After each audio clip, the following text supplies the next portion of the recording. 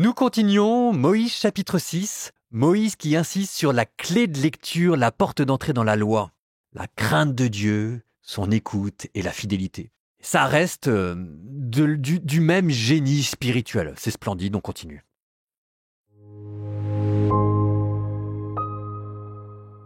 Voici les commandements, les décrets et les ordonnances que le Seigneur votre Dieu m'a prescrit de vous enseigner, pour que vous les mettiez en pratique dans le pays dont vous allez prendre possession quand vous aurez passé le Jourdain.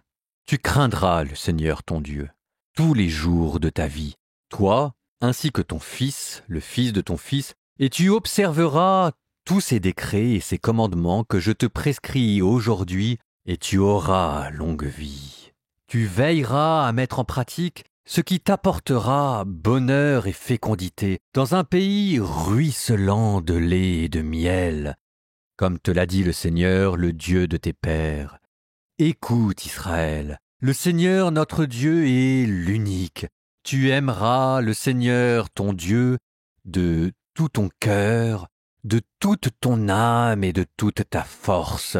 Ces paroles que je te donne aujourd'hui resteront dans ton cœur. Tu les rediras à tes fils, tu les répéteras sans cesse, à la maison ou en voyage, que tu sois couché ou que tu sois levé. Tu les attacheras à ton poignet comme un signe. Elles seront un bandeau sur ton front. Tu les inscriras à l'entrée de ta maison et aux portes de ta ville, quand le Seigneur ton Dieu te fera entrer dans le pays qu'il a juré à tes pères, Abraham, Isaac et Jacob, de te donner. Quand tu auras des villes grandes et belles que tu n'as pas bâties, des maisons pleines de richesses que tu n'y as pas entassées, des citernes que tu n'as pas creusées, des vignes et des oliveraies que tu n'as pas plantées, quand tu auras bien mangé et te seras rassasié, alors garde-toi d'oublier le Seigneur, lui qui t'a fait sortir d'Égypte de la maison d'esclavage. Tu craindras le Seigneur ton Dieu, tu le serviras. C'est par son nom que tu prêteras serment, et vous ne suivrez pas d'autres dieux, ces dieux des nations qui vous entourent, car le Seigneur ton Dieu est un Dieu jaloux au milieu de toi. La colère du Seigneur ton Dieu s'enflammerait contre toi, et il te ferait disparaître de la face de la terre. Vous ne mettrez pas le Seigneur votre Dieu à l'épreuve, comme vous l'avez fait à Massa. Vous observerez avec soin les commandements du Seigneur votre Dieu, les édits et les décrets qu'il t'a prescrits. Tu feras ce qui est droit et bon aux yeux du Seigneur, afin d'être heureux et d'entrer pour en prendre possession dans le bon pays que le Seigneur a juré de donner à tes pères, en chassant tous tes ennemis devant toi, comme l'a dit le Seigneur.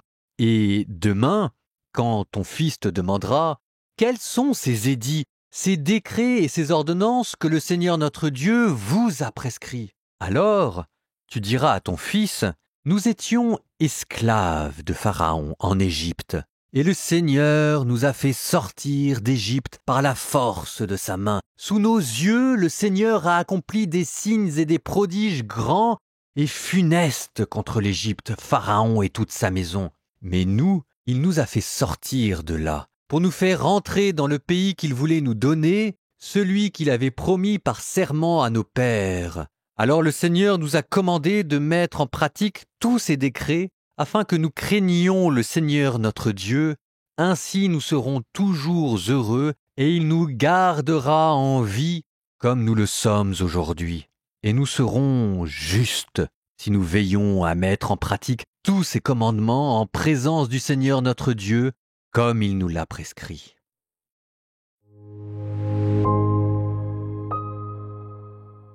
Vous venez d'entendre, au milieu de tout ce texte, peut-être l'avez-vous reconnu, que l'on appelle le Shema Israël. Écoute Israël, qui est la grande prière juive. Si vous voulez, c'est un peu l'équivalent pour les Juifs de notre Père à nous. Ce Shema Israël, écoute Israël, on ne l'a pas oublié. Moi, en tant que moine, je dois le dire dans les complis au moins une fois par semaine. Et ça reste au cœur de toute la spiritualité. Alors, je vais le commenter, puis ensuite, après, on le priera. Donc, le Shema Israël, verset 4, qui commence par écoute Israël. Dieu qui s'adresse à son peuple pour lui donner en fait le premier commandement, écoute Israël. Et ici, l'écoute dont il est question, c'est une écoute particulière, c'est l'écoute avec le cœur. Ça veut dire qu'en fait, elle doit susciter la foi et culminer dans l'obéissance. Écoute Israël. Le Seigneur notre Dieu est l'unique.